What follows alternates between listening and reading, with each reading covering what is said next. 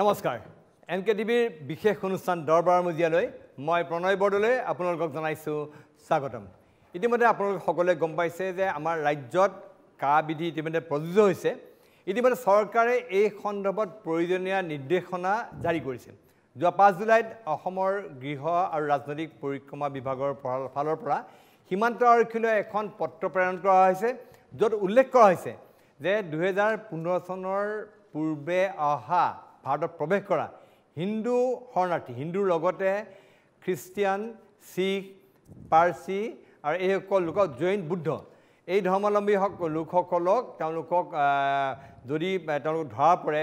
তেওঁলোকৰ ক্ষেত্ৰত গোচৰটো ফৰেনাৰ্ছ ট্ৰিবিউনেল বা বিদেশী ন্যায়াধীকৰণ তেওঁলোকৰ গোচৰ চলাব নোৱাৰিব এই ক্ষেত্ৰত আৰক্ষী এখন সুকীয়া ৰেজিষ্টাৰ মেইনটেইন কৰিব আৰু তেওঁলোকক আমাৰ যিটো কাৰ যোগেদি যিটো পৰ্টেলৰ ব্যৱস্থা কৰিছে সেই পৰ্টেলৰ জৰিয়তে তেওঁলোকক আবেদন কৰাৰ সুবিধা প্ৰদান কৰিব লাগিব অৰ্থাৎ আমাৰ অসমত প্ৰৱেশ কৰা অন্য ইছলাম ধৰ্মাৱলম্বী হিন্দু ধৰ্মাৱলম্বী এই সকলৰ মাজত এটা বৈষম্যৰ সৃষ্টি কৰি বাংলা মানে বিদেশী নাগৰিকৰ ক্ষেত্ৰত দুটা বৈষম্যৰ সৃষ্টি কৰা হ'ল এটা ক্ষেত্ৰত 1971 চনৰ 25 মাৰ্চ আৰু আনটোৰ ক্ষেত্ৰত 2014 চনৰ 31 ডিচেম্বৰ এটা নিৰ্ধাৰণ কৰা হৈছে এই গোটেই ঘটনাটো ইতিমধ্যে ব্যাপক প্ৰতিক্ৰিয়াৰ সৃষ্টি কৰিছে মুখ্যমন্ত্ৰী হিমন্ত বিশ্ব শৰ্মাই আজি এই সন্দৰ্ভত যথেষ্ট দৃঢ়তাৰে কৈছে যে বিগত সময়ছোৱাত মাথোন 8জন মানুহে বাংলাদেশী হিন্দু বাংলাদেশী লোকে আবেদন কৰিছে নাগৰিকত্ব প্ৰদানৰ কাৰণে আৰু তাৰ বিপৰীতে বিৰোধী পক্ষই খুব উত্তাল হৈ পৰিছে অসমত কোনো পধ্যে কাৰ প্ৰযোজ্য কৰিবলৈ দিয়া নহয় তাৰ বিৰুদ্ধে তেওঁলোকে সৰব প্ৰতিবাদ জনাব এইবিলাক কথা কৈছে মই এই বিষয়লৈ আজি আলোচনা কৰিম আচলতে এই কথাটোৱে আমাৰ অসমক কিদৰে ক্ষতি কৰিব পাৰে বা অসমৰ এনে এটা সমস্যাৰ চিৰদিনৰ সমাধান আনিব পাৰে নি এই সকলোবোৰ বিষয় আলোচনা কৰিম মোৰ সৈতে আছে ৰূপক দাস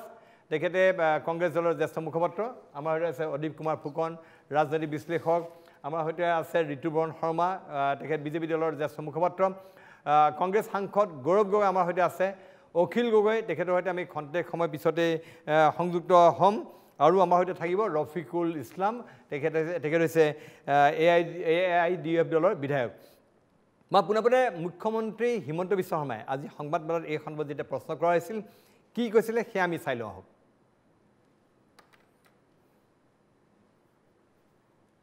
FTত কেছ আছে 2015ৰ আগত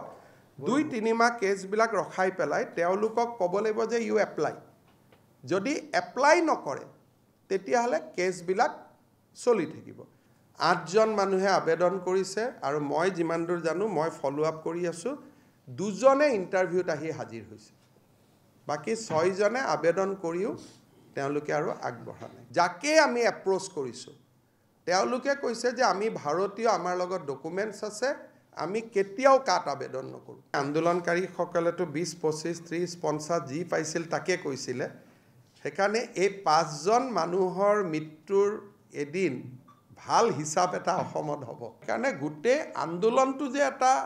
অসত্যৰ ওপৰত আছিল সেইটো লাহে লাহে প্ৰমাণ হৈ আছে কাৰ আধাৰত অসম চৰকাৰে এয়া দেখিলে মুখ্যমন্ত্ৰী হিমন্ত বিশ্বই কোনখিনি কথা ক'লে মুখ্যমন্ত্ৰী হিমন্ত বিশ্ব শৰ্মাই স্পষ্টভাৱে কেতবোৰ কথা কৈছে কিন্তু মুখ্যমন্ত্ৰী বক্তব্যক লৈ যথেষ্ট প্ৰতিক্ৰিয়াৰ সৃষ্টি হৈছে মই যদি গৌৰৱ গগৈৰ সৈতে এতিয়াও সংযোগ স্থাপন হোৱা নাই মই তেখেতৰ ওচৰলৈ যাম কিন্তু মই অদীপ কুমাৰ ফুকন ডাঙৰীয়া আমাৰ সৈতে আছে ফুকন ডাঙৰীয়া ইতিমধ্যে আপুনি দেখিলে যে ৰাজ্যবাসীৰ সকলো আপত্তি প্ৰতিবাদ অথলে গৈছে ইতিমধ্যে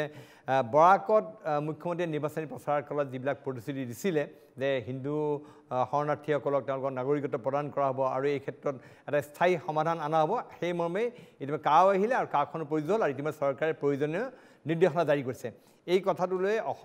অসমীয়াৰ অস্তিত্বৰ কাৰণে কেনেকুৱা ধৰণৰ বিপদ আহিব পাৰে আপোনাৰ কি মন্তব্য কি প্ৰতিক্ৰিয়া গোটেই বিষয়টো যদি চাই দেখিব যে ভাৰতবৰ্ষৰ গোটেই ব্যৱস্থাটো বিশেষকৈ ন্যায়পালিকা হওক বা কাৰ্যপালিকা হওক তেওঁলোকে ভাৰতীয় নাগৰিকসকলৰ অস্তিত্বৰ কাৰণে বা নাগৰিকসকলৰ স্বাৰ্থ চিন্তা চৰ্চা কৰাতকৈ মই দেখিছোঁ যে ভাৰতবৰ্ষৰ বাহিৰৰ বিদেশীসকলক কেনেকৈ স্বদেশী কৰিব পাৰি বা অসমত বা ভাৰতবৰ্ষত থকা বিদেশীসকলক কেনেকৈ নিৰাপত্তা দিব পাৰি তাতহে বেছি তেওঁলোকে সক্ৰিয় ইতিমধ্যে প্ৰতিফলিত হৈছে বিভিন্ন ক্ষেত্ৰত মই বৰ দীঘলীয়াকৈ নকওঁ আমি যদি নাগৰিকত্ব চিটিজেনশ্বিপ এক্ট 1955 চাওঁ 2021-22 আগত বহুতবাৰ হৈছে বহুতবাৰ বিষয় হৈছে এই 21-22 গৃহমন্ত্ৰীৰ এখন তালিকাত যদি চাই গৃহমন্ত্ৰীৰ এখন প্ৰতিবেদনত 21-22 1 এপ্ৰিল 2021 পৰা ডিচেম্বৰ 31লৈকে 2021লৈকে 1414জন বিদেশী নাগৰিকক ভাৰতীয় নাগৰিকত্ব দিয়া হৈছে ঠিক একেটা প্ৰক্ৰিয়া যদি অসমৰ ক্ষেত্ৰত যদি চাই দিব 85ত আমি অসম আন্দোলন হ'ল 85ৰ অসম আন্দোলনৰ কাৰণে নাগৰিকত্ব আইনৰ 6A সংশোধন কৰা হ'ল আৰু 1971 চনৰ 25 বছৰ আগৰখিনি ভাৰতীয় নাগৰিক কোৱা হ'ল গতিকে পিছৰখিনি বহিষ্কাৰ কৰিব লাগিব ঠিক একেদৰে সেই সময়ত AGP চৰকাৰ আছিল ঠিক একেদৰে 1986ত এই গোটেইখিনি এটা নতুনকৈ এমেণ্ড কৰা হ'ল 31A আৰু তাত এটা নতুন কৰা হ'ল যে যিসকল বিদেশী নাগৰিকৰ সন্তান ভাৰতবৰ্ষত বা অসমত জন্ম লাভ কৰিছে তেওঁলোক ভাৰতীয় নাগৰিক হ'ব আকৌ একেই কথাটো দেখা গ'ল যে 2003ত পুনৰ আকৌ এটা সংশোধনী আনিলে পুনৰ সংশোধনী আনিলে কয় যে অবৈধ বিদেশীৰ সন্তানসকলেও নাগৰিকত্ব হ'ব সকলো প্ৰতিটো ক্ষেত্ৰত বিদেশী নাগৰিকৰ স্বাৰ্থত একেদৰে এতিয়া নাগৰিকত্ব আইন সংশোধন হ'ল 2014ত গতিকে এই একেই 2016ত এই গোটেই প্ৰক্ৰিয়াটো একেই গতিকে এই গোটেই বিষয়টোৰ আগতে মুখ্যমন্ত্ৰী ডাঙৰীয়াই কৈছে যে 8জন তাৰমানে 8জনহে শৰণাৰ্থী বিদেশী নেকি প্ৰশ্নটো আহিল তেনেকুৱা এই যে তেখেতে বৰাকত গৈ পেলাই গ'ল যে বহুত শৰণাৰ্থীসকল তেওঁলোকৰ নিৰাপত্তা দিম তাৰমানে এই নিৰাপত্তা দিবলৈ যাওঁতে শৰণাৰ্থী মানে 8জন তাৰমানে 2জনহে তেওঁলোকে শৰণাৰ্থী হিচাপে বিদেশীক স্বদেশী কৰিব বিচাৰিছে নেকি প্ৰশ্নটো মুকলি এইটো যে যোৱা 100টা বছৰত ভাৰতবৰ্ষত জনসংখ্যা বাঢ়িল 331% আৰু যোৱা 100টা বছৰত অসমৰ জনসংখ্যা বাঢ়িল 706%। তাৰমানে অসমৰ মানে ভাৰতৰ মানুহে 2জন জন্ম দিয়ে, অসমৰ মানে 5জন জন্ম দিওঁ নেকি? আমি 8% বাঢ়িল, ভাৰতবৰ্ষত 4% বাঢ়িল। এই গোটেই প্ৰক্ৰিয়াটো স্পষ্ট কৰে বিদেশী নাগৰিকৰ চাৰিওফালে অসমত গ্ৰাস কৰিছে। সেই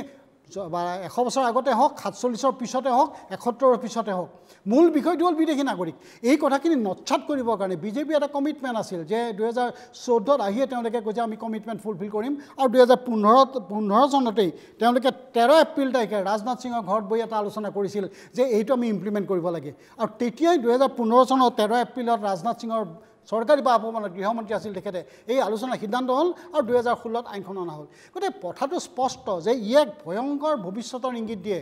আজি এটা কথা চাব যে আজি 8জন আহিছে আপুনি ৰুলখন চাব, তাত এনেকুৱা ধৰণৰ কথাবিলাক আছে যে বিদেশীসকলে বাংলাদেশৰ পৰা অহা বিদেশীসকলে বা পূব পাকিস্তানৰ পৰা অহা বিদেশীসকলে 2014 ডিচেম্বৰৰ আগলৈকে অসমত তাৰ পৰা অহাৰ কিছুমান ডকুমেণ্ট দিব লাগিব। তাৰ পৰা অহা ডকুমেণ্ট বিভিন্ন ডকুমেণ্টছ আছে, বাৰ্থ চাৰ্টিফিকেট আছে, লাইচেঞ্চ আছে, বিভিন্ন বিষয়।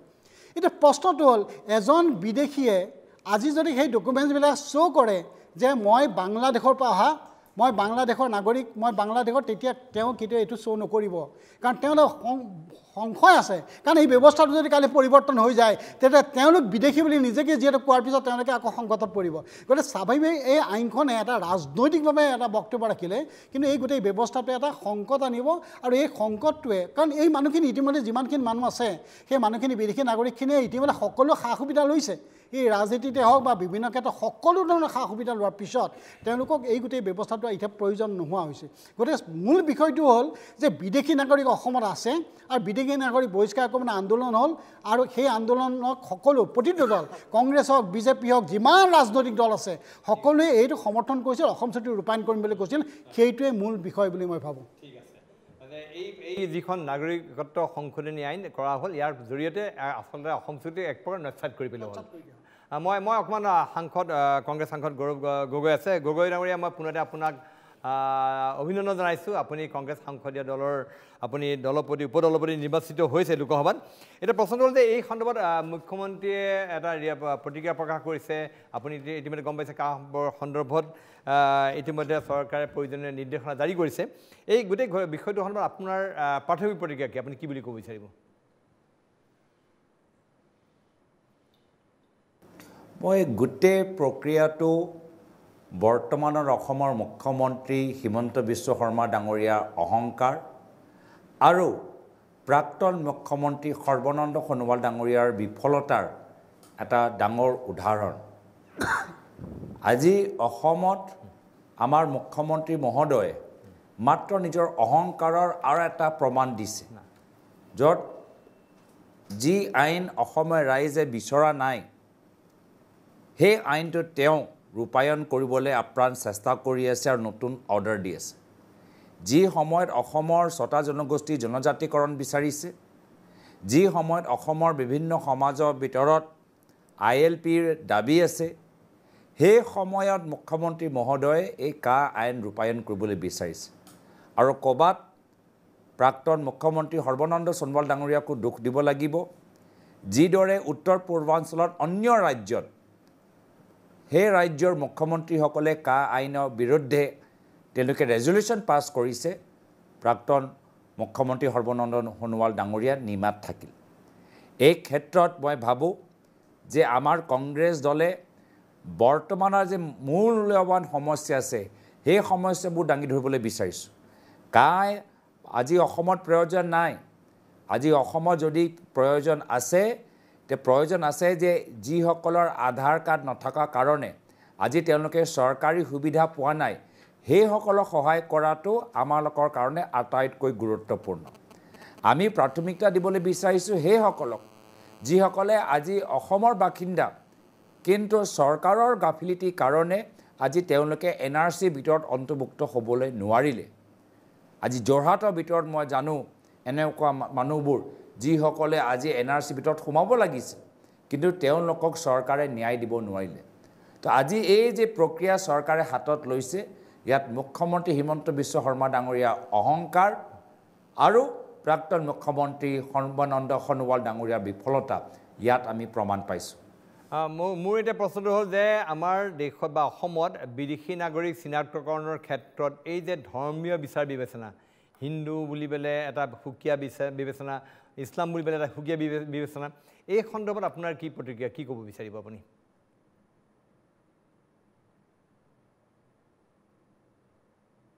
মই কৈছোঁ অসমৰ হিন্দু বঙালী সমাজৰ মানুহবোৰ কা আইন বিচৰা নাই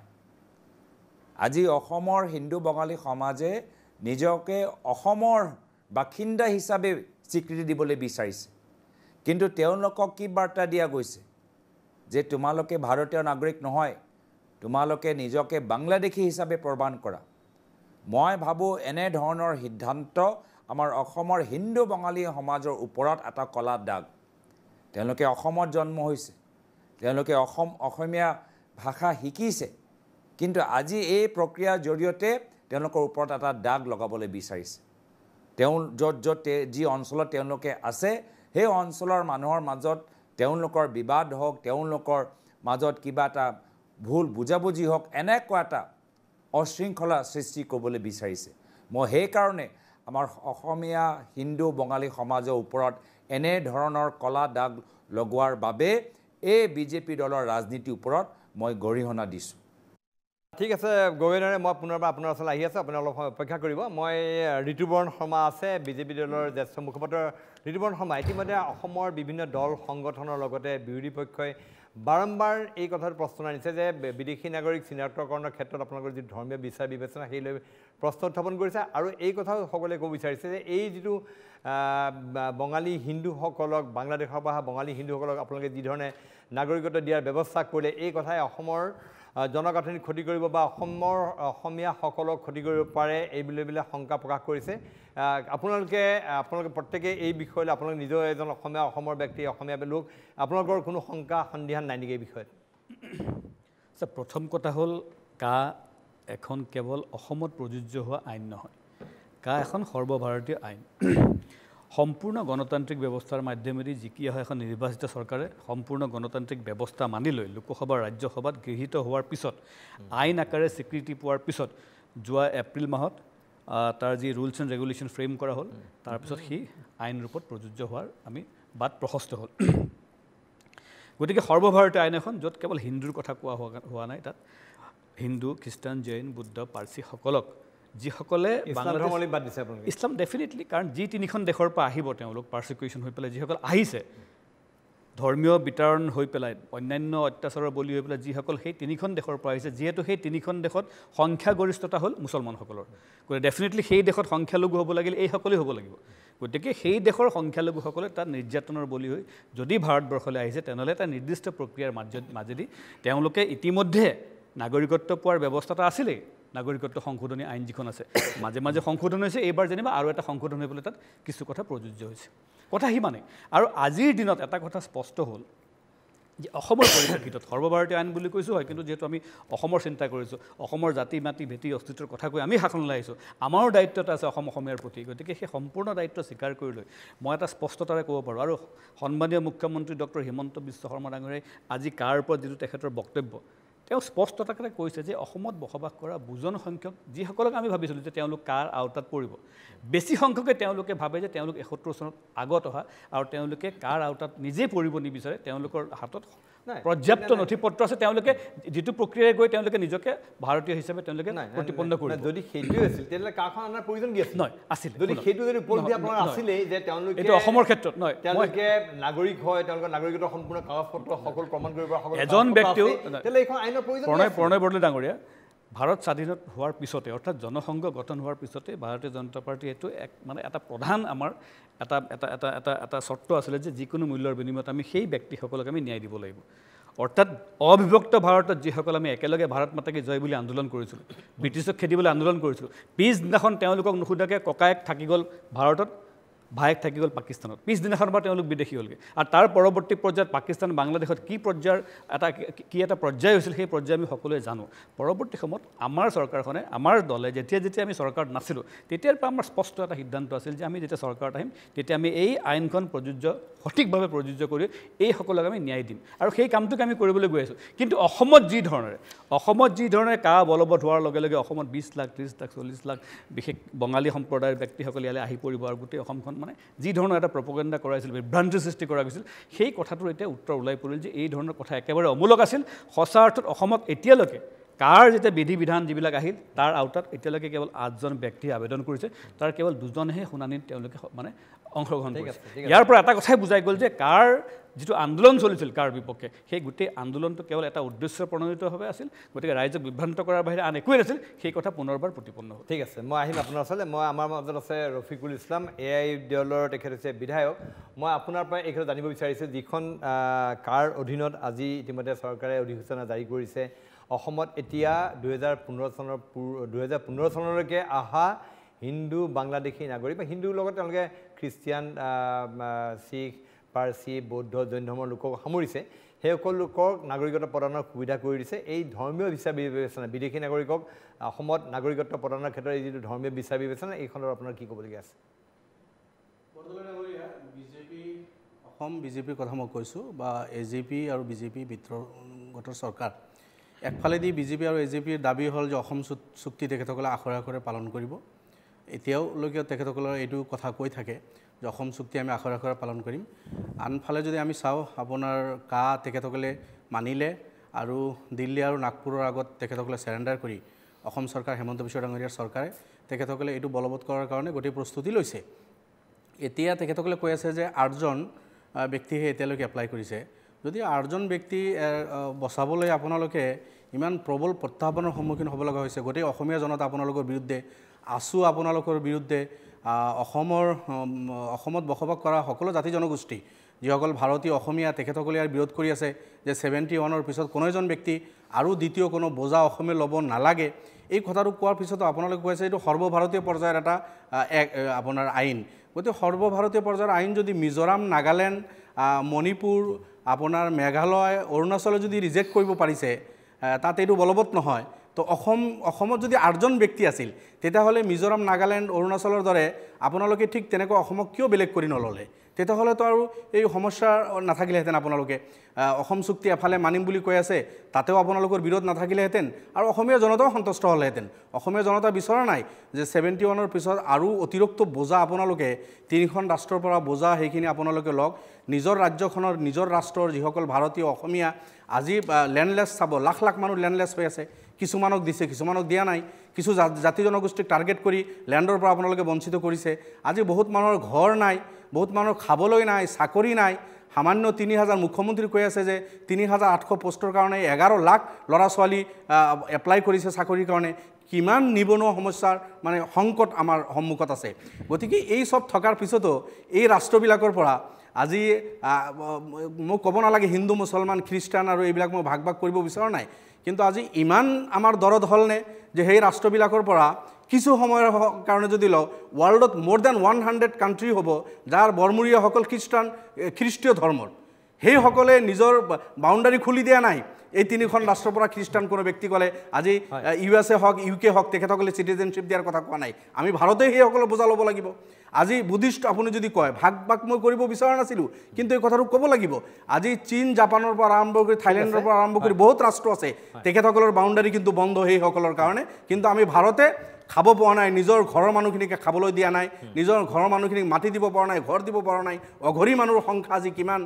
চাকৰি বাকৰি নাই সমস্যা তাৰ ওপৰত অতিৰিক্ত বোজা লোৱাৰ মই ভাবোঁ কোনো যুক্তিযুক্ততা নাই কিন্তু এই 8জন মানুহে এপ্লাই কৰিল বাকী এপ্লাই নকৰিল ইয়াতেও অসম চৰকাৰৰ কিবা ষড়যন্ত্ৰ আছে নেকি সেই কথাখিনিও কিন্তু চিন্তনীয় বিষয় ঠিক আছে মই ৰূপকৰ ওচৰাইছোঁ ৰূপক দাস আপোনাৰ পৰা আপোনালোকে ইতিমধ্যে কংগ্ৰেছৰ গৌৰৱ গগৈ ডাঙৰীয়াই তেওঁ প্ৰতিক্ৰিয়া প্ৰকাশ কৰিছে কিন্তু আপুনি যে আমাৰ ষ্টুডিঅ'ত আছে আপোনাৰ পৰা জানিব বিচাৰিছোঁ কংগ্ৰেছে কাৰ সম্পূৰ্ণ বিৰোধিতা কৰি আহিছে বাৰম্বাৰ কৈছে কাৰ মানি লোৱা নহ'ব কি পদক্ষেপ হ'ব পাৰে আপোনালোকৰ কি ক'বলগীয়া আছে চাওক আমি আমাৰ স্থিতিত আছোৱেই যে এই আইনখন যিহেতুকে জাতিধ্বংসী আইন অসমীয়াৰ কাৰণে এখন বেয়া ধৰণে প্ৰতিপন্ন হ'বলৈ গৈ আছে আজি যি ধৰণে চৰকাৰে আনিলে কিন্তু কথা হ'ল মই দুটামান কথা সুধিব বিচাৰিছোঁ প্ৰথম কথা হ'ল যদি কাখন হয়ে তেতিয়াহ'লে অসম চুক্তি ৰূপায়ণৰ যিটো বিভাগ আছে এইটো অতি শীঘ্ৰে অসম চৰকাৰে বন্ধ কৰি দিব লাগে কাৰণ অসম চুক্তিখন যিহেতুকে তেওঁলোকে ফালি ভাগ কৰিব লগা হৈছে নস্যাৎ কৰিছে তেতিয়াহ'লে এই বিভাগটো থকাৰ কোনো প্ৰয়োজনীয়তা আছে বুলি আমাৰ মনত নধৰে এক দ্বিতীয় কথা হ'ল এতিয়া অলপ আগতে আমাৰ বিজেপি মুখপাত্ৰ তেখেতে কৈছে যে ভাৰতখন অবিভক্ত ভাৰতখন যেতিয়া বিভক্ত হ'ল এফালে ভাৰতত ভায়েক থাকি গ'ল ককায়েক বেলেগ ৰাষ্ট্ৰলৈ গুচি গ'ল সেইটো ভাগ হৈ গ'ল এতিয়া মই সুধিব বিচাৰিছোঁ তেখেতক যে যেতিয়া অবিভক্ত ভাৰত এখন আছিল তেতিয়া অকল হিন্দুবিলাকেই ভাগ হৈ দুখন ৰাষ্ট্ৰত গৈছিল নে মুছলিম ভায়েক ককায়েক যোন ইছলাম ধৰ্মী লোক আছিল তেওঁলোকৰ ভায়েক ককায়েকো দুখন দেশৰ মাজত ভাগ হৈছিল বা বেলেগ যিবিলাক আছে পাঞ্জাবী হওক এতিয়া আপুনি যদি পাঞ্জাবলৈ চাই পাঞ্জাবৰ বহু মানুহ হিন্দুস্তানত থাকি গ'ল আৰু বহু মানুহ এটা পৰিয়ালৰে ভাগ হৈ পেলাই তেওঁলোকে পাকিস্তানতো থাকি গ'ল তেনেকুৱা উদাহৰণ বহু আছে কিন্তু তেওঁ যে খালি অকল হিন্দু ধৰ্ম বা হিন্দুৰ লগত বাকীখিনি কৰি খালি ইছলাম ধৰ্মটোক তেওঁলোকে নস্যাৎ কৰিব বিচাৰিছে এইটোতে গম পাই তেওঁলোকৰ কি ধৰণৰ এটা মানে ধৰ্মীয় বিদ্বেষ তেওঁলোকৰ মনত আছে এই বিজেপি দলটো যে মাত্ৰ এটা ধৰ্মীয় মেৰুকৰণ কৰি তেওঁলোকে চলে এই কথাবিলাকে বাৰে বাৰে প্ৰমাণ কৰে আৰু সদায় এই কথাবিলাকে আমি কৈ আহিছোঁ আৰু শেষ কথা হ'ল তেওঁ যি ধৰণে এই কথাখিনি কৈছে এতিয়া যদি 8জন আজি মুখ্যমন্ত্ৰী ডাঙৰীয়াৰ যিটো ভাষ্য শুনিলোঁ যদি 8জন মানুহে এপ্লাই কৰিছে 2জন এপিয়াৰ হৈছে তেতিয়াহ'লে এই 2জন মানুহক ৰক্ষা কৰাৰ বিনিময়ত সেই 5জন অসমৰ সন্তান তথা ভাৰতীয় নাগৰিকক হত্যা কৰিবলগীয়া হ'ল বা তেওঁলোকে মৃত্যুবৰণ কৰিবলগীয়া হ'ল তেওঁলোকে জীৱন অকালতে তেওঁলোকে দান দিবলগীয়া হ'ল তেওঁলোকক আমি শ্বহীদ ঘোষণা কৰিবলগীয়া হ'ল এই ধৰণৰ যিবিলাক কথা হ'ল 2জনক বচোৱাৰ কাৰণে বা 8জনক বচোৱাৰ কাৰণে 5জন হেৰুৱালো এইটো কি ধৰণৰ অংক আৰু এইটো কি ধৰণৰ সমীকৰণ এইখিনি যদি বিজেপিৰ মুখপাত্ৰজনে বুজাই দিয়ে তেতিয়াহ'লে পোনে পোনে গৈছোঁ আমাৰ মাজত আছে কংগ্ৰেছ সাংসদ গৌৰৱ গগৈ ডাঙৰীয়া ইতিমধ্যে মুখ্যমন্ত্ৰী হিমন্ত বিশ্ব শৰ্মাই কৈছে যে এই আইনৰ অধীনত মাথোন এতিয়ালৈকে 3-4 মাহৰ ভিতৰত মাথোন 8জন লোকে আবেদন কৰিছে তাৰ ভিতৰত 2জনে সাক্ষাৎকাৰ দিছে গতিকে এই গোটেই কথাটোৱে আপোনাৰ কি প্ৰতিক্ৰিয়া আছে কি ক'ব বিচাৰিব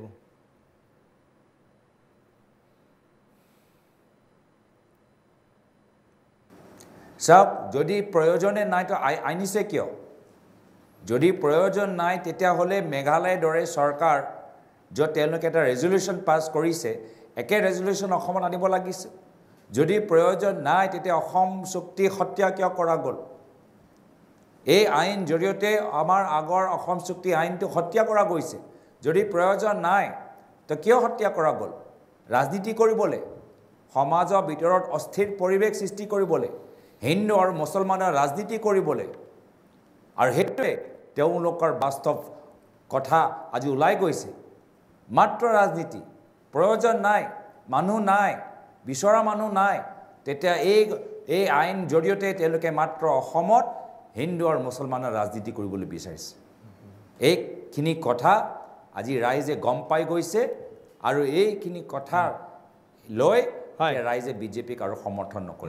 লগতে মই আপোনাক সুধিব খুজিছোঁ মুখ্যমন্ত্ৰীয়ে আৰু কৈছে যে এই যে সন্দৰ্ভত বিৰোধিতাৰ নামত যিটো আন্দোলন কৰা হৈছিলে আন্দোলনটো অসত্যৰ ওপৰত প্ৰতিষ্ঠিত এই কথাই প্ৰমাণ কৰিলে বুলি তেওঁ মুখ্যমন্ত্ৰীয়ে বাৰম্বাৰ দোহাৰিছে কি ক'ব বিচাৰিব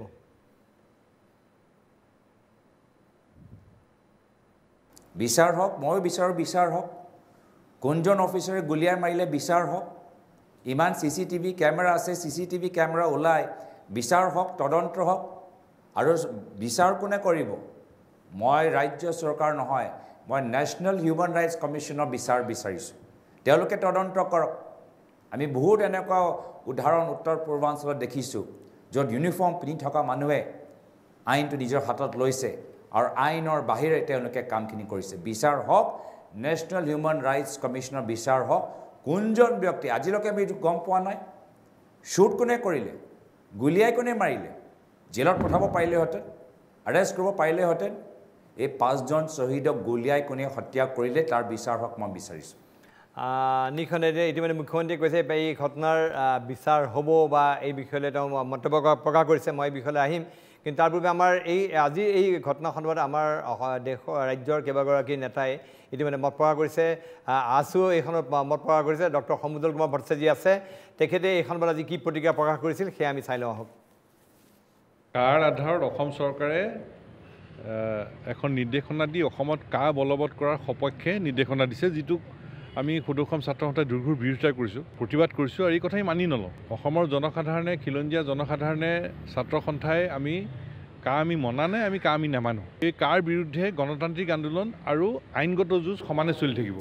এই সন্দৰ্ভত আমি যদিও ৰাইজৰ দলৰ সভাপতি অখিল গগৈৰ সৈতে আমাৰ যোগাযোগ স্থাপন হোৱা নাই, কিন্তু তেওঁ আজি এই সন্দৰ্ভত আজি সংবাদ মাধ্যমৰ আগত প্ৰতিক্ৰিয়া প্ৰকাশ কৰিছিলে। অখিল গগৈয়ে কি কৈছিল সেয়া আমি চাই লওঁ। এইটো হ'ল বিজেপি চৰকাৰৰ সাম্প্ৰদায়িকভাৱে অসমক বিভাজন কৰাৰ কাৰণে কৰা আটাইতকৈ জঘন্য ৰাজনীতি। যদি সঁচাকৈ বিদেশী খেদিব লাগে, হিন্দু হওক মুছলমান হওক,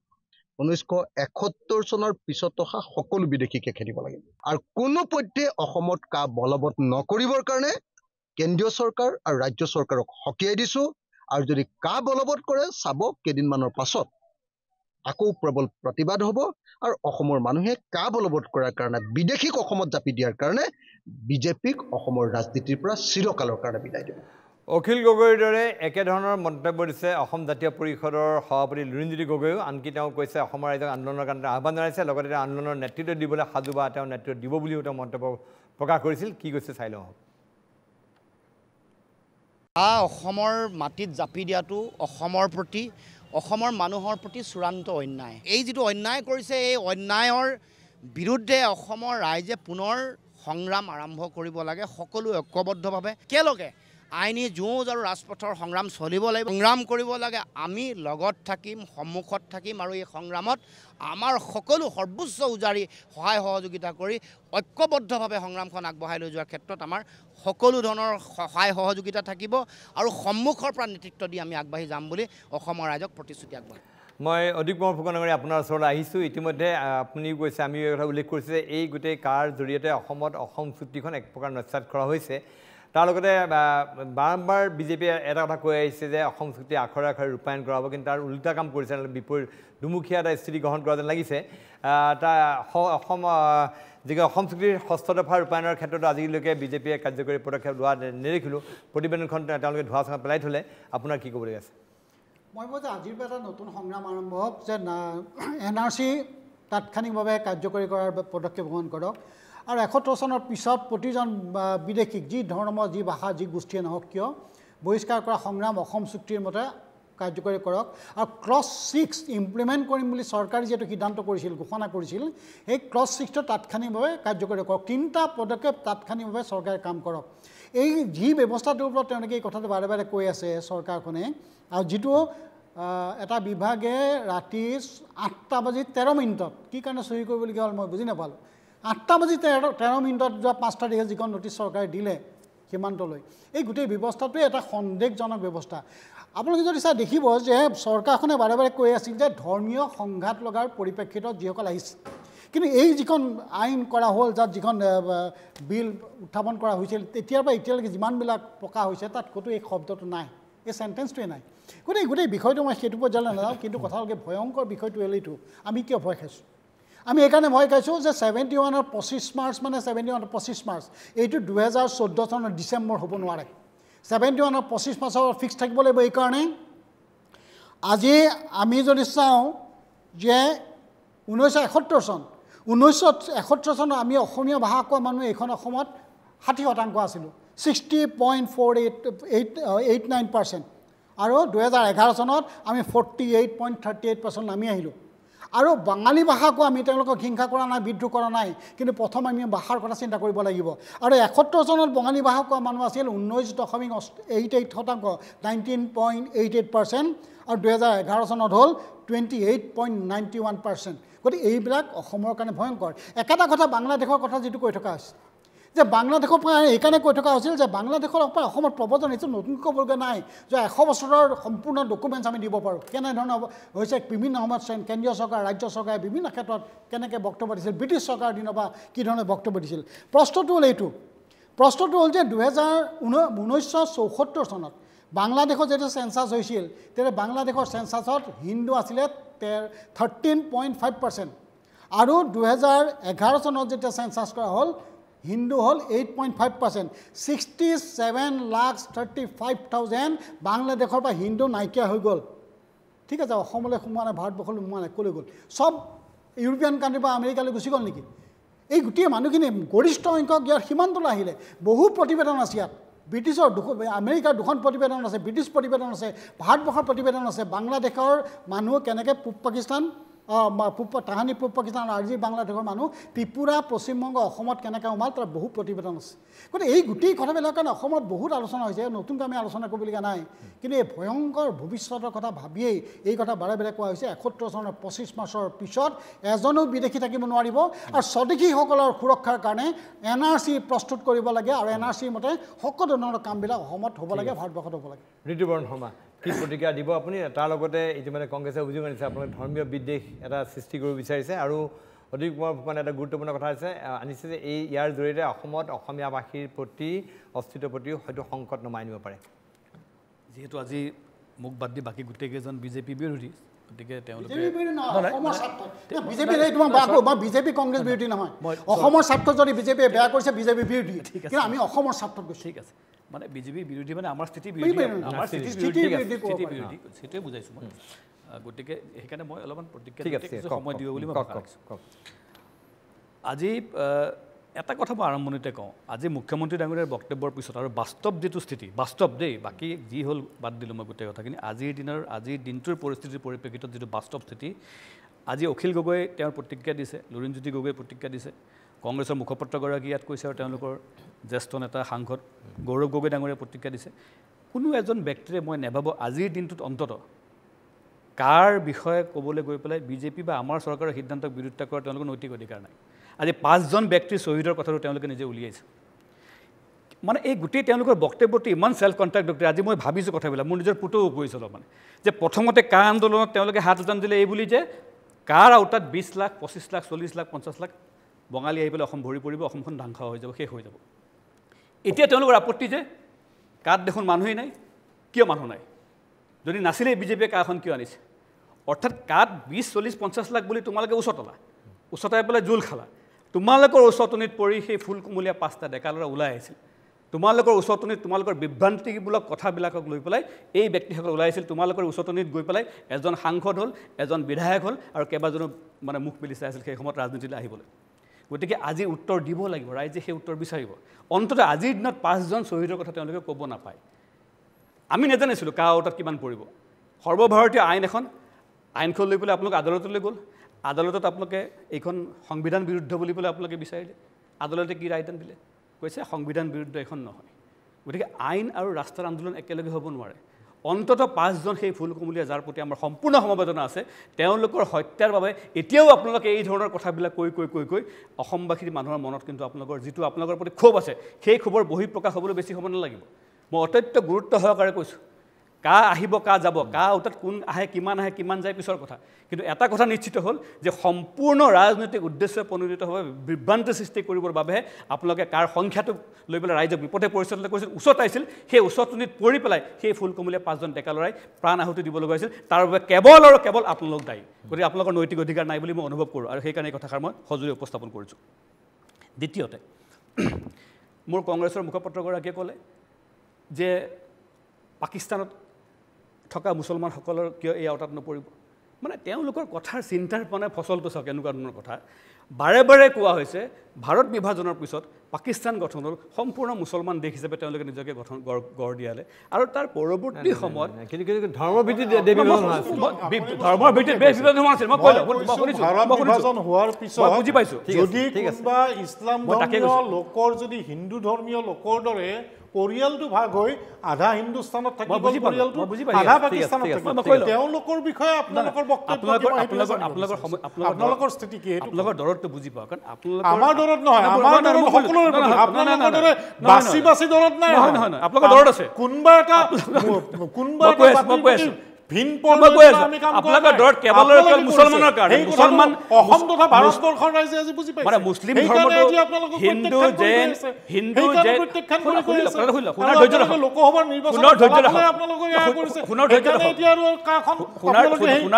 দৌৰা-দৌৰিকে আনিবলগীয়া আপোনালোকৰ অৱস্থাটো ক'ত হিন্দু জৈন শিখ বৌদ্ধ পাৰ্চী মুছলিমটো যে নাই যে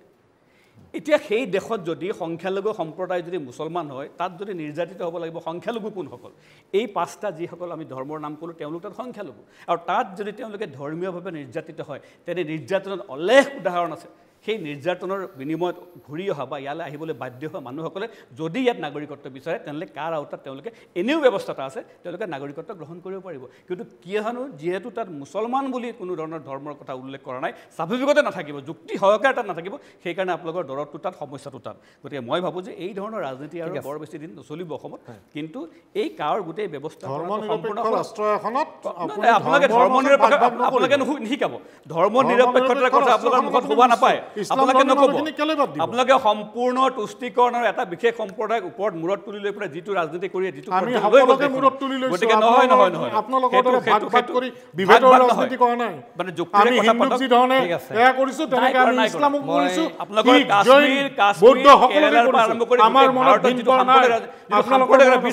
সেইটো উদাহৰণ দিবলৈ গ'লে বহুত সময় ল'ব আজিৰ বিষয় সেইটো নহয় কিন্তু অসমৰ জাতি মাটি ভেটি অস্তিত্ব ৰক্ষাৰ কাৰণে বিজেপি যিহেতু দায়বদ্ধ ৰাইজে ক'ব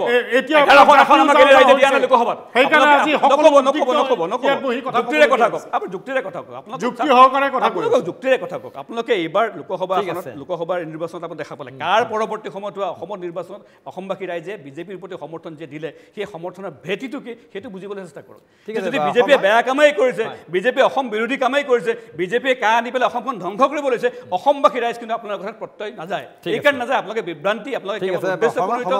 ৰাজনীতি আৰু সাম্প্ৰদায়িক ৰাজনীতি মই অকণমান ৰফিকুল ইছলাম ডাঙৰীয়া আপোনাৰ ওচৰলৈ আহিছোঁ কংগ্ৰেছৰ বিজেপিৰ মুখপাত্ৰগৰাকীয়ে বহুখিনি কথা ক'লে কিহৰ কাৰণে কা আনিবলগীয়া হ'ল কি কথা এই বিষয়লৈ বহুখিনি কথা কৈছে আপোনাৰ এই কথাখিনিৰ ওপৰত আপোনাৰ কিবা ক'বলগীয়া আছে বৰদলৈ ডাঙৰীয়া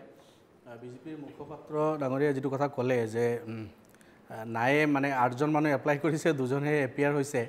বাকী যিসকলে আন্দোলন কৰিলে এনেই কৰিলে বা পৰিৱেশ এটা বেয়া কৰাৰ কাৰণে কৰিলে এই ব্লেমটো এতিয়া উল্টা দি আছে তেখেতসকলে তো যদি 2জন বা 8জন ব্যক্তিৰ কাৰণেই যদি কা বলবৎ কৰিবলৈ গৈছে ইমান আপোনালোকৰ ওপৰত প্ৰেছাৰ গোটেই অসমীয়া জাতিটো বিচাৰিছে যে অসমত যেনেকুৱা নৰ্থ ইষ্টৰ বাকী ৰাজ্যবিলাকত কা বলবৎ নহয় এক্সেপশ্যনেল মানে কেছ হৈ আছে তাতে অসমৰ কাৰণে কিয় নকৰে আপোনালোকে এইটো এই 2জন 6জন অমিত শ্বাহ ডাঙৰীয়া তাতে পঠাই দিয়ক তেখেতৰ গাঁৱত দি দিব জেগা প্ৰব্লেম নাই আপোনালোকৰ কিন্তু এই সিদ্ধান্ত কিন্তু আপোনালোকে ল'ব নোৱাৰে তেতিয়া চাব লাখ লাখ ঝাকে ঝাকে মানুহ হয়তো ক'ৰবাত লুকাই আছে তেখেতসকলে চাই আছে কিহৰ কাৰণে এনেকুৱা এটা সন্দেহ কিন্তু আমাৰ হৈ আছে যে সেইসকলে হয়তো আজি এপ্লাই কৰা নাই বা সেইসকলে হয়তো আজি বেকডোৰেদি আহিব বা কিবা প্লান প্ৰগ্ৰাম আপোনালোকৰ থাকিব পাৰে সেই কথাখিনি আপোনালোকে ক্লিয়াৰ কৰা দৰকাৰ নহ'লে মুখ্যমন্ত্ৰী ডাঙৰীয়া নিজেই কৈছিল যে 2-4 লাখ হ'ব খুব বেছি হ'লে ইমানখিনি হ'ব তেখেতৰ কিন্তু এই বক্তব্যবিলাক আছে আজি মুখ্যমন্ত্ৰী ডাঙৰীয়া কোৱাৰ দৰে 2-4-5 লাখ যিখিনি কৈছিল সেইখিনিও নাই যদি 5জন 7জন 8জন হয় তো কিবা পৰিকল্পনা আছে নেকি যে লাহে লাহে আমি এইখিনি বেকডোৰেদি এইখিনি মানুহ লৈ ল'ম একমোডেট কৰিম তেখেতসকলক যাতে অসমীয়া জাতিটো আজি যিটো শংকিত চিন্তিত এখেতসকলে যাতে উমান নাপায় বুজি নাপায় তেনেকুৱা ধৰণৰ কিবা ষড়যন্ত্ৰ আছে নেকি মোৰ কিন্তু ডাউট হয় তেনেকুৱা ধৰণৰ ষড়যন্ত্ৰ থাকিব পাৰে এতিয়া বাংলাদেশ আফগানিস্তানৰ কথা কৈছে বাংলাদেশ ভাৰতৰ বন্ধু ৰাষ্ট্ৰ হাসিনা ডাঙৰীয়ানী কেইদিন পিছে পিছে ভাৰতৰ আতিথ্য ল'বলৈ ভাৰতবৰ্ষত আহে আপোনালোকে ইনভাইট কৰে গতিকে তাত যদি তেনেকুৱা ধৰণৰ কিবা সাংঘাতিক কিবা হৈছে কোনদিন আপোনালোকে বাংলাদেশক হুঁচিয়াৰ কৰিছে যে এনেকুৱা ধৰণৰ কোনো সাম্প্ৰদায়িক দাঙ্গা হাংগামা বাংলাদেশক হ'ব নোৱাৰিব বা আপোনালোকে কিবা লেটাৰ লিখিছে নেকি আপোনালোকে কিবা কেতিয়াবা তেখেতসকলক এনেকুৱা ধৰণৰ কিবা তম্বি কৰিছে নেকি তেনেকুৱাতো একো নাই গতিকে তাতে আপোনাৰ ধৰ্মীয় কিবা উন্মাদনাৰ পৰি কোনোবা ব্যক্তি ইয়াতে আহিব এই কথাটো আপোনালোকে দোহাই দিছে তেনেকুৱাতো কোনোদিন আপোনালোকে বাংলাদেশ বা আফগানিস্তানৰ মাজৰ কিছু সময় বাদ দি লগতে ইছলাম নগৰে মই নিজেও বাংলাদেশ কেইবাবাৰো ভ্ৰমণ কৰিছোঁ কিন্তু মই তাত এনেকুৱা ধৰণৰ দেখা নাই ক'ৰবাত ভিতৰত থাকিব পাৰে মই তাত ঢাকাৰ কালীবাৰীত কালী মন্দিৰত গৈছোঁ তাত সেৱা কৰিছোঁ বা অন্যান্য ঠাইত আমি বহুত হিন্দু লোক পাইছোঁ বা এবাৰ যিটো শুনিছোঁ পূজা তাত প্ৰায় 40,000 মান পূজা হয় তাত যোৱা বছৰ আমি স্পীকাৰ ডাঙৰীয়াৰ লগত 30-32জন বিধায়ক বাংলাদেশত গৈছিলোঁ অফিচিয়েল ভিজিটত আমি গৈছিলোঁ বাংলাদেশত মষ্ট প্ৰবাবলি 65 ডিষ্ট্ৰিক্ট আছে এই আউট অফ 65 ডিষ্ট্ৰিক্ট অলমষ্ট 35 ডিষ্ট্ৰিক্টত আপোনাৰ SPDC নন মুছলিম আছে তাতে বাংলাদেশৰ দৰে 65 ডিষ্ট্ৰিক্টৰ 25 এনেকুৱা কিবা এটা সংখ্যা আছিল এতিয়াও যদি গুগল কৰে আপুনি পাব 25 to 30 যেটো আমাৰ ভাৰতবৰ্ষ বা অসমত নাই অসমত আমি 30% হোৱাৰ পিছতো এজনো নাই আজি অসমত 34 ডিষ্ট্ৰিক্টত এজনো ডিসি অসমত নাই IS অফিচাৰ আছে বহি আছে ক'বাত ভয় থৈ দিছে কিন্তু বাংলাদেশত এতিয়াও আপোনাৰ সেই 65 আউট অফ ডিষ্ট্ৰিক্টৰ ভিতৰত 20-25 জন ডিষ্ট্ৰিক্ট মানে এডমিনিষ্ট্ৰেটৰ আপোনাৰ নন মুছলিম বাংলাদেশত গতিকে এই কথাবাৰ্তাবিলাক তেনেকুৱা নহয় এখেতে কৈছে যে পাৰ্টিশন হৈ গ'ল কিছুমানৰ ভাই ককা ইফালে আছে গতিকে তাৰ কাৰণে কা আনিব লগা হ'ল তেনেকুৱা কৰিব লগা হ'ল অত্যাচাৰটোৰ কাৰণে আনিব লগা হ'ল অত্যাচাৰ যদি হৈছে সেইটো তাকে মই কৈছোঁ বন্ধু ৰাষ্ট্ৰ বাংলাদেশ আফগানিস্তানৰ লগত অধিক সময় আমাৰ ভাৰতবৰ্ষৰ বন্ধুত্ব আছে কিছু সময় যদি আপুনি বাদ দিয়ে আৰু এটা কথা ক্লিয়াৰ কৰিছোঁ 71ৰ পিছত মই জনাত এজনো মুছলমান মানুহ ভাৰতবৰ্ষত থকা নাই গতিকে নালাগে আমি যেনেকৈ জোৰ গলাত কৈ দিছোঁ যে 71 যেটো আসাম চুক্তি হৈছে অসম চুক্তিৰ আত্মা এই আত্মাটো আপোনালোকে হত্যা নকৰিব 71ৰ পিছত এজনো মানুহৰ বোজা আপোনালোকে ল'ব নালাগে এই 8জনো ল'ব নালাগে আপোনালোকে মিজোৰাম নাগালেণ্ড আৰু মেঘালয়ৰ দৰে সিদ্ধান্ত লওক অসম বিধানসভাত মোদী ডাঙৰীয়া অমিত শ্বাহ ডাঙৰীয়াক জনাই দিয়ক যে আমাক নালাগে 2-4জন যদি অসমত আছে পঠাই দিয়ক তেখেতসকলে তাতে একমত কৰিব এতিয়া কথা হ'ল যে সেই কাম নকৰি তেখেতসকলে এই যেটো অসমীয়া জাতিৰ ওপৰত মই আকৌ কৈছোঁ যে এই জাতিটোৰ ওপৰত মই মুছলমানৰ কথা কৈ আছিলোঁ যে 71ৰ পিছত কোনো মুছলমান মোৰ জনাত নাই অহা আৰু যদি কোনোবা এজন দুজন আহিছে আপোনালোকে 71ৰ পিছত অহা মানুহখিনি খেদি দিয়ক কোনো আপত্তি আমাৰ নাথাকিব 71 অহাৰ পিছৰ হিন্দু হওক বা অন্য কাষ্টৰ হওক সকলৰ কাৰণে আপুনি দৰজা বন্ধ কৰক এইটো অসমীয়া জনতাই বিচাৰিছে অসমৰ সকলো জাতি জনগোষ্ঠী বিচাৰিছে আফটাৰ 71 এজন মানুহ আহিব নালাগে কাৰণ এনেকুৱা আমাৰ নাই আমাৰ পাৰ কেপিটা ইনকাম কি আপুনি চাওক আমাৰ শিক্ষিত যুৱকসকল নিবনুৱাসকলৰ সমস্যা কিমান এইবিলাক আপোনালোকে চাওক আজি ল্যান্ড দিব পৰা নাই ভাৰতত বসবাস কৰা আধা মিনিট মোক দিব ইয়াতে বসবাস কৰা 200 বছৰৰ পৰা বসবাস কৰি আছে সেই সকলক আপোনালোকে ল্যান্ড দিয়া নাই এটা জনগোষ্ঠীক টাৰ্গেট কৰি বসুন্ধৰা 1-2 গুচি গ'ল আজি মুছলমান মানুহক আপোনালোকে ল্যান্ড দি থকা নাই মুছলমানটো ভাৰতীয় হয় অসমত যিসকল আছে তেখেতসকলৰ 1800ৰ ৰেকৰ্ড থকাৰ পিছতো 90sৰ ৰেকৰ্ড থকাৰ পিছতো 51 এনআৰসি বাপদাদাৰ ৰেকৰ্ড থকাৰ পিছতো এই সকল অতি সন্তানক ল্যান্ড দিয়া নাই ল্যান্ডলেছ মানুহ অঘৰী মানুহ নিজৰ ঘৰৰ মানুহখিনিৰ খবৰ লওক এইখিনিৰ ব্যৱস্থাপনা চৰকাৰে কৰক বিদেশীৰ বোজা অতিৰিক্তভাৱে নলাগে ল'ব নালাগে নাই হয় বাংলাদেশৰ আপুনি নাগৰিক অহা নাই বুলি কৈছে এইটো আপোনাৰ মই জনাত কৈছোঁ আৰু নালাগে 71ৰ পিছত মুছলমান এতিয়া বাংলাদেশৰ প্ৰব্ৰজনে অকল ভাৰতত সমস্যাৰ সৃষ্টি কৰা নাই ইউৰোপৰ বিভিন্ন দেশতো বাংলাদেশী প্ৰব্ৰজনে সমস্যাৰ সৃষ্টি কৰিছে আন নালাগে ইটালী যাওক আপুনি ইংলেণ্ড যাওক স্লোভেনিয়াৰ নিচিনা সৰু ঠাই যাওক সেইবিলাকতো বাংলাদেশী লোকে আজি 40 বছৰ আগত গৈ যেতিয়া ইংলেণ্ডত গৈ আমাৰ প্ৰাইম মিনিষ্টাৰ হয় আমি তেতিয়া কংগ্ৰেচুলেশ্যন দিওঁ ভাল পাওঁ 40 ইয়াৰ্ছ বেক বেছি নহয় 150 বছৰ আগত কোনোবা অসমত আহিলে আনডিভাইডেড ইণ্ডিয়া নিজৰ ভাৰতবৰ্ষৰে এখন ৰাজ্যৰ পৰা আন এখন ৰাজ্যত আহিছে বা 1905ৰ পৰা 11 লৈকে ঢাকা অসমৰ ৰাজধানী 1905 চনৰ পৰা 11 চনলৈকে ঢাকা অসমৰ ৰাজধানী সেই সময়ত অসম ঢাকা অসম আৰু নগাঁও অসম বৰপেটা গুৱাহাটী অসম কোনোবা যদি ঢাকাৰ পৰা 1905 7 10 12 যদি অসমত আহিছে আপুনি ক'ব নহয় যে অসমৰ বাহিৰৰ পৰা আহিছে নিজৰ ৰাজ্য আজি আপুনি মই অসমীয়া দিল্লীত গৈ আপোনাৰ পইচা আছে আপুনি মাটি প্লেট ল'ব পাৰে আপুনি তাৰ সিটিজেনশ্বিপ ল'ব পাৰে গতিকে সেইখিনি বিদেশী আপুনি ক'ব নোৱাৰে গতিকে অসমত যিখিনি মুছলমান আছে এইসকল ভাৰতীয় আনডিভাইডেড ইণ্ডিয়াৰ 200 বছৰ আগত যদি কোনোবা আহিছে আজি সাধাৰণ মুছলিম ভাইসকল আহিছে সেইটো আপুনি একদম ডাঠি ক'ব নাই কাৰ কথা আলোচনা কৰি পেলাই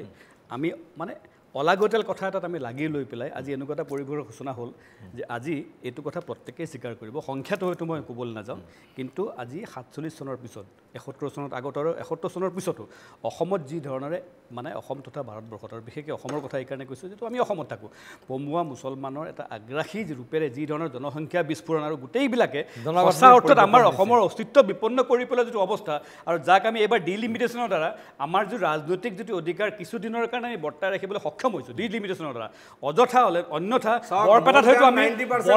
আমি মুছলমানে 51 এনআৰসি সাবমিট কৰিছে এইবাৰ যেতিয়া তেওঁলোকে আপত্তি নাই 51 এনআৰসি আপুনি দিছে মই বুজি পাইছোঁ সেই লৈ মোৰ আপত্তি নাই 90% মুছলমানে কিন্তু আমি 51 এনআৰসি সাবমিট বুজি পাইছোঁ কিন্তু দুৰ্ভাগ্য বিদেশী নহয় শুনক দুৰ্ভাগ্যজনক কথাটো বৰদলৈ ডাঙৰীয়া কি আমি এই 2জনক 8জনক 8,000 8 লাখক এই যে বঙালী হিন্দুখিনিৰ লগত যে লাগি থাকিলোঁ কাকে তাৰ সবাদত কিন্তু অসমত মোৰ দৃষ্টিভংগীৰে অতি কমেও 20 বা 30 লাখ অবৈধ বাংলাদেশী মুছলমানৰ গোটেই কথাটো তল পৰি আজি তেওঁলোকে নিজে ডিঙিত গামোচা মাৰিলে নিজকে খিলঞ্জীয়া বুলি কৈ পেলাই 20 লাখ 30 লাখ আপুনি ক'ত পালে অদ্ভুত যুক্তিৰে মই কৈছোঁ হ'ব পাৰে কেনেকৈ হ'ব পাৰে 50,000 কৰ্মচাৰীয়ে এনআৰসি বনালে আপোনালোকৰ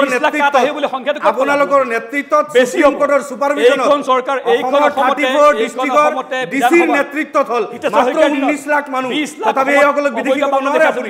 এইসকলৰ মা দেউতাৰ নাম এনআৰসিত আহিছে সৰু ল'ৰা ছোৱালীৰ নাম আপুনি 40 লাখ কৈ দিলে লাগে না বেছি হ'ব আপুনি 40 লাখ বেছি আছে যিসকলক আপোনালোকে দিব এইসকলক ব্যাকডোৰে আনিব বিচাৰিছে মুছলমান এই হিন্দু এই বঙালী হিন্দু যিসকলক আপোনালোকে আনিব বিচাৰিছে ব্যাকডোৰে দি আপোনালোকে হয়তো পৰামৰ্শ দিছে এতিয়া এপ্লাই নকৰিবা পিছত আনিম এতিয়া এপ্লাই কৰিলে আন্দোলন হ'ব অসমীয়া জনতা বাহিৰত ওলাই আহিব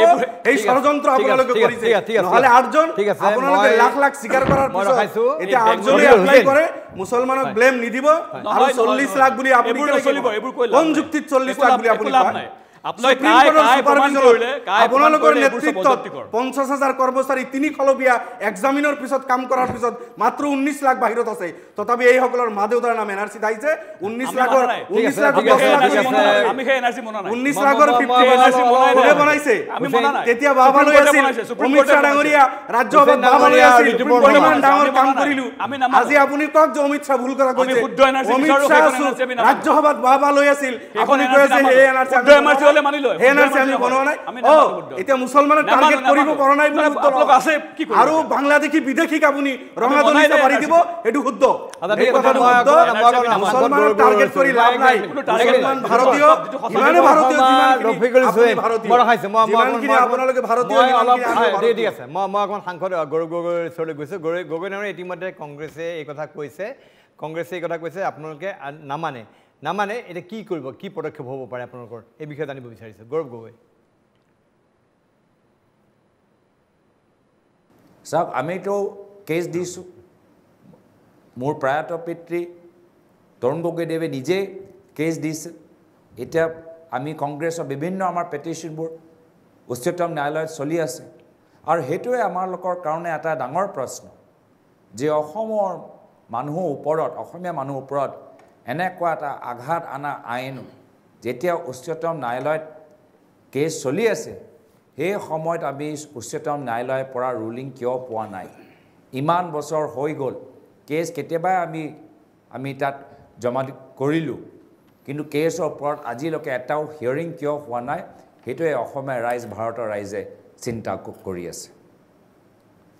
মই এই বিষয়ে অধিক আলোচনাৰ মাজলৈ আহিম আপোনাক আমাৰ হয় যি ধৰণৰ আলোচনা কৰিব লাগে আমি সেইখিনি আমি দলীয় নেতৃত্বৰ লগত আমি কৰিম ৰাইজক আমি সচেতন কৰিব লাগিব ৰাইজক সতৰ্ক কৰিব লাগিব আৰু ৰাইজে ইতিমধ্যে সতৰ্ক হৈছে ৰাইজে গম পাই গৈছে যে আজি এই ধৰণৰ আইনৰ জৰিয়তে যিসকলৰ আধাৰ কাৰ্ড নথকাৰ কাৰণে ৰাচন পোৱা নাই তেওঁলোকক এই আইন একো সুবিধা নিদিয়ে যিসকল আজি এনআৰসি বাহিৰত আছে তেওঁলোকে আইন জৰিয়তে আবেদন কৰিব নোৱাৰে তো এইটো গোটেই এটা ফ্লপ অসমৰ ভিতৰত ডাঙৰ ফ্লপ এটা স্কেম মাত্ৰ ৰাজনীতি কৰিবলৈ ভোট ল'বলৈ আমি আহা উপ নিৰ্বাচনত এইটো এটা বিষয় লৈ ৰাইজৰ পৰা আমি আশীৰ্বাদ বিচাৰিম মই পোনে আহিছোঁ ৰূপক দাস আপোনাৰ ওচৰলৈ এই কথাটো মুখ্যমন্ত্ৰীয়েও কৈছে বিজেপিৰ মুখপাত্ৰ ঋতুপৰ্ণ শৰ্মায়ো কৈছে যে আপোনালোকৰ দলৰ নেতাৰ লগতে বিভিন্ন কাবিৰী আন্দোলনৰ নেতাই লাখ লাখ বিদেশী হিন্দু বিদেশীয়ে অসমত ইয়াৰ সুবিধা পাব অসমৰ নাগৰিকত্ব পাব বা অসমৰ অস্থিৰতাৰ ভাবুকি কঢ়িয়াই আনিব বুলি বাৰম্বাৰ এইটো কথা কৈছিলে এতিয়া তেওঁলোকে প্ৰশ্ন কৰি লাখ লাখ বিদেশী ক'লৈ গ'ল কি ক'ব কি উত্তৰ আপোনালোকৰ নহয় এতিয়া চাওক তেওঁলোকে এতিয়াও কৈছে যে পমুৱা মুছলমান বোলে অলপ আগতে দেখাতে ক'লে প্ৰায় 40 লাখ অসমত আছে এনআৰচিখনত ওলাইছিলে চব মিলাই 19 লাখমান মানুহৰ নাম অহা নাছিলে সেইটো এটা হিচাপ ওলাইছিল এতিয়া তেওঁলোকে এনআৰচিখনো নকৰে তেওঁলোকে অসমৰ সুৰক্ষাৰ কাৰণে অসম চুক্তিও নকৰে যিখন NRC হৈছিল সুপ্ৰিম কোৰ্টৰ মহামান্য আদালতৰ নিৰ্দেশ মৰ্মে সেইখনো তেওঁলোকে মানি নলয় এতিয়া কথা হৈছে তেওঁলোকে আচলতে কৰিব বিচাৰিছে কি এতিয়া তেওঁলোকে হয়তো এনেকুৱা এটা ভাৱ কৰিছে যে এই যি বিগত যিটো নিৰ্বাচন ইয়াত তেওঁলোকে যিটো দেখিলে যে তেওঁলোকে যদিও কৈ আছে যে সমষ্টি পুনৰ নিৰ্ধাৰণ কৰি পেলাই তেওঁলোকে অমুকত লিড লৈছে কবাত 2-4,000 5,000 10,000 লিড দিছে তেওঁলোকে হয়তো ভাবিছে সেই লিডটো নোহোৱা হৈ যাব পাৰে সেইকাৰণে এই ধৰণৰ যিখিনি মানুহ আছে তেওঁলোকক 5 লাখে হওক 10 লাখে হওক সংখ্যা তেওঁলোকে জানিব কাৰণ চৰকাৰী পক্ষত তেওঁলোক আছে সেইটো তেওঁলোকৰ দায়িত্ব বেছি তো সেই মানুহখিনিক আনি হয়তো তেওঁলোকে কবাত এটা ভোট বেংকৰ সৃষ্টি কৰিব বিচাৰিছে বা যিখিনি মানুহ আগৰ পৰা আছে সেই মানুহখিনিক তেওঁলোকে নাগৰিকত্ব দি তেওঁলোকৰ ফালে নিবলৈ বিচাৰিছে এনেকুৱা হয়তো তেওঁলোকৰ ৰাজনৈতিক কিছু কূটনৈতিক কৌশল তেওঁলোকৰ থাকিব পাৰে এই কথাখিনি অনাগত সময়ত প্ৰমাণ ঠিক আছে ফুকন ডাঙৰীয়া কি হ'ব এতিয়া আপোনাৰ ইতিমধ্যে কাৰখন প্ৰযোজ্য কৰি পেলালে তেওঁলোকে সম্পূৰ্ণ নিৰ্দেশনা দি দিলে বিৰোধিতা কৰিছে তাৰ বিৰুদ্ধে আন্দোলন কৰিম বুলি কৈছে কিন্তু কি হ'ল প্ৰেক্টিকেলি চাওক যে গোটেই বিষয় এখন আইন হ'ল আৰু সুপ্ৰিম কোৰ্টে কি কয় পাৰ্লিয়ামেণ্টত অলৰেডি পাছ হৈ পেলাই এটা ইতিমধ্যে ইমপ্লিমেণ্ট হ'ল এতিয়া প্ৰশ্নটো আমি ইয়াত আন্দোলন কৰিম ইয়াত মানুহ আকৌ মৰিব বিভিন্ন বিষয়বিলাক হ'ব এইবিলাকে আমি পাৰ্লিয়ামেণ্টৰ এই য'ত সংখ্যাগৰিষ্ঠ বিজেপি আছে তাত তেওঁলোকক বাধ্য পাৰিম জানো গতিকে কথাটো স্পষ্ট যে আমি কিছুমান কথা আমি সেইটোলৈ নগৈ মই যে বিকল্প অসমত আছে এই আইনখন হয় আমি অপ'জ কৰিব লাগিব বিৰোধাচৰণ কৰিব লাগিব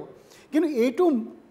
মূল বিষয়টো আমি আনিব লাগে ৭১ চনৰ অসম আন্দোলন কি হৈছিল যে ইয়াত ভাষিক আগ্ৰাসন আৰু ধৰ্মীয় আগ্ৰাসন হৈছিল আৰু ভাৰতবৰ্ষৰ সাৰ্বভৌমত্বত আঘাত কৰিছিল আৰু সেইকাৰণে অসম আন্দোলন তাৰ কাৰণে ইহঁতে ৭১ চনৰ ২৫ মাৰ্চৰ ওপৰত ভিত্তি কৰি পেলাই অসমৰ পৰা বিদেশী বহিষ্কাৰ কৰিব লাগে NRC প্ৰস্তুত হ'ব লাগে ক্লজ 6 ইমপ্লিমেণ্ট হ'ব লাগে এইটোকে লৈ পেলাই সমগ্ৰ অসমৰ ৰাইজ আগবাঢ়িব লাগে আৰু একেদৰে বিৰোধাচৰণ কৰি থাকিব আৰু মুখ্যমন্ত্ৰী যিটো কৈছে মাত্ৰ 8জনে এপ্লাই কৰিছে 2জনে ইণ্টাৰভিউ বহিলে আৰু হিন্দু বাংলাদেশীখিনিয়ে কাৰ সুবিধা ল'ব বিচাৰা নাই তাত বোধে মনে কি কথা এই গোটেই বিষয়টো ধৰি কৰিব বিচাৰিছে এই গোটেই বিষয়টো হ'ল কি এনেকুৱা ধৰণৰ এটা কৰিব বিচাৰিছে যে আন্দোলনটো একচুৱেলি 8জন 4জন মানুহে ইয়াত আছে লাখ লাখ মানুহ নহয় গতিকে এই বিষয়টো সাধাৰণতে মূল তথ্যৰ পৰা আঁতৰি যোৱা হৈছে গতিকে এই কথাত এটি কথাত প্ৰশ্নটো এনেকুৱা যে যিসকলে আবেদন কৰিব বিচৰা নাই তেওঁলোকে ইয়াত সুযোগ সুবিধা অতিমধ্যে লৈ থৈছে কাৰণ আন্দোলন যদি এই ৰুলখিনি যদি চায় ইয়াৰ মতে যদি তেওঁলোকে ডকুমেণ্ট দিব লাগে কাইলৈ পৰহিলৈ যদি আইনখন বেলেগ হৈ যায় তেন্তে এওঁলোকে নিজকে বাংলাদেশী বুলি কোৱা প্ৰমাণটো থাকি যাব এইকাৰণে অসমত এইটো সুযোগ কিন্তু বাংলাদেশৰ পৰা অহা হিন্দু বাঙালীয়া নলয় ঠিক আছে আচলতে মই ঋতুপৰ্ণ শৰ্মা আৰু হুছেইন ডাঙৰীয়া মোৰ সময় শেষ হ'ল আৰু বেলেগ মই সময় দিব নোৱাৰিলোঁ যিনো আমি ইতিমধ্যে অসম চৰকাৰে এই কাৰখন প্ৰযোজ্য কৰিবলৈ গৈ আছে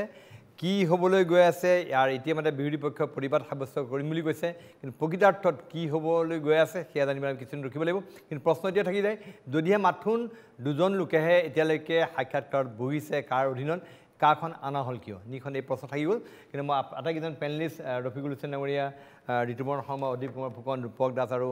সাংসদ গৌৰৱ গগৈ আন্তৰিক ধন্যবাদ জ্ঞাপন কৰি আমাৰ বিশেষ অনুষ্ঠান দৰবাৰ মজিয়াৰ পৰা মই প্ৰণয় বৰদলৈ বিদায় দিছোঁ ধন্যবাদ